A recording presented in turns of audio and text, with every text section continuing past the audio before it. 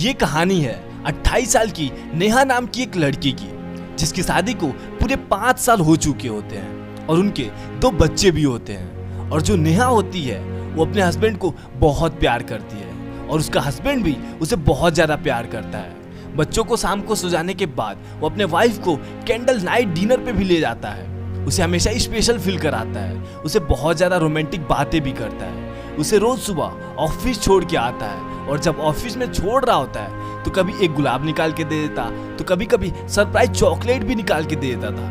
वो उसे हमेशा बहुत स्पेशल फील कराता है। अब एक ऐसा दिन आता है कि उसके हस्बैंड को शहर से बाहर जाना होता है किसी बिजनेस के काम से, वो भी पूरी 1 हफ्ते के लिए। और अगले सुबह नेहा को खुद गाड़ी ड्राइव करके ऑफिस पहुंचना होता है। अब वो ऑफिस पहुंचती है बट आज उसे कुछ अच्छा नहीं लगता है, सब अधूरा अधूरा सा लगता है। ऑफिस में पहुंचने के बाद जब वो डेस्क पे बैठती है तो उसके मोबाइल पे एक मैसेज आता है और ये मैसेज उसकी पूरी जिंदगी बदल के रख देता है। उस मैसेज में लिखा होता है, मैं तुम्हारे हस्बैंड को पिछले 5 साल से डेट कर रही हूँ और अब हमारे बीच में सब कुछ खत्म हो चुका है, अब हमारा रिश्ता खत्म हो चुका है। मैं तुम्हें अब ये बताना चाहती हूँ कि अब तुम्हारा हस्बैंड सिर्फ तुम्हारा है। और ये जब नेहा पढ़ती है उसे 2 मिनट तक तो कुछ समझ में आता ही नहीं है कि उसके साथ हुआ क्या है। उसे होश नहीं रहता है कि उसके साथ ये क्या हुआ है। और जैसे ही वो अपना होश संभालती है वो एकदम से इतना गुस्सा हो जाती है कि वो अपने हस्बैंड को फोन करती है और तरह तरह की बातें करने लग जाती है। वो अपने हस्बैंड को गालियां तक देने लग जाती है, एब्यूज करने लग जाती है।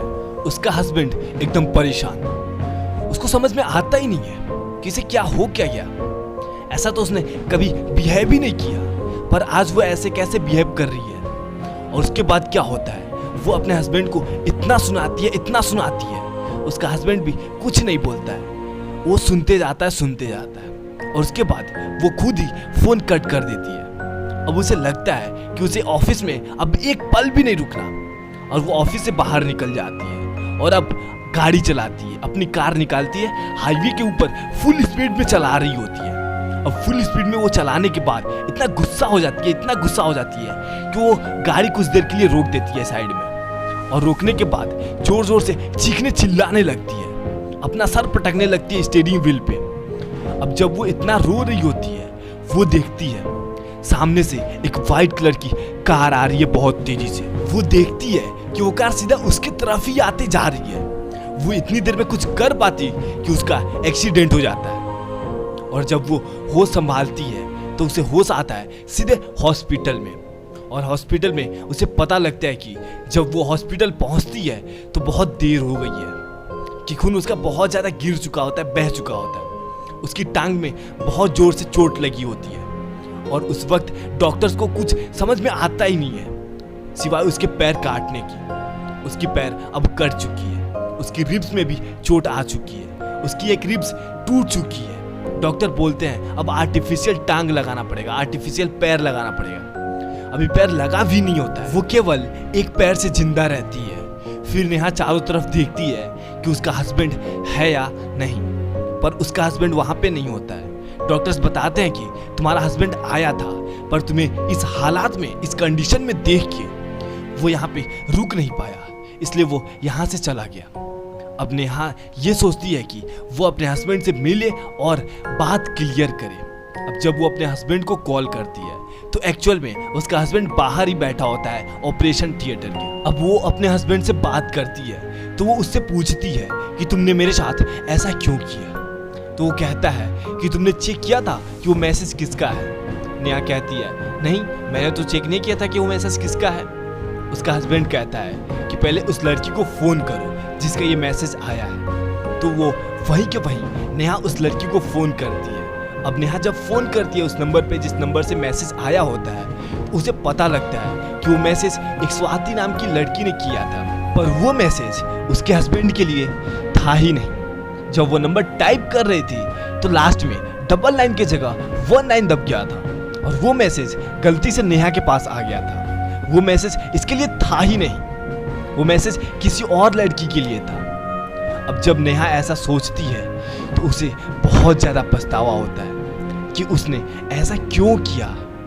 हम लोग एज ए ह्यूमन बीइंग सिर्फ रिएक्ट करते हैं। जो चीज़ें हमारे साथ हो रही है उस पर तुरंत रिएक्ट करते हैं। हम रिस्पॉन्ड नहीं करते, हम सोचते नहीं हैं, हम सुनते नहीं हैं, हम समझते नहीं हैं। और इसकी वजह से हम लोग जिंदगी में अपना बहुत बड़ा नुकसान कर बैठते हैं। नेहा ने इतना बड़ा अपना नुकसान करने के बाद ये चीज़ सीखी है, पर क्या आप भी इतना बड़ा नुकसान करने के बाद ये सीखना चाहते हैं, या फिर आप सिर्फ इसी वीडियो से सीख लेना चाहते हैं? आई होप कि आप इसी वीडियो से ये लेसन लेना चाहते हैं। अगर आप ये लेसन लेना चाहते हैं तो आप नीचे कमेंट कीजिए और आप ये बताइए, sir from now I will respond. मैं आज से रिस्पॉन्ड करूंगा, रिएक्ट नहीं करूंगा। और ये मैसेज आप लोगों तक पहुंचाइए, जितने ज़्यादा लोग तक पहुंचा सकते हैं पहुंचा दीजिए, कि बाकी लोग भी ये गलती ना करें। और इस मैसेज को आप खुद अप्लाई करेंगे अपनी ज़िंदगी में तो आप देखेंगे कि आपकी ज़िंदगी पहले से बहुत खूबसूरत बन जाएगी। और अगर आपकी ज़िंदगी में कोई भी प्रॉब्लम चल रही है, वो चाहे कैरियर से रिलेटेड हो, फ्यूचर से रिलेटेड हो, तो आप हमें कॉल करके अपने प्रॉब्लम का बेस्ट सोल्यूशन ले सकते हो, वो भी बिल्कुल फ्री में।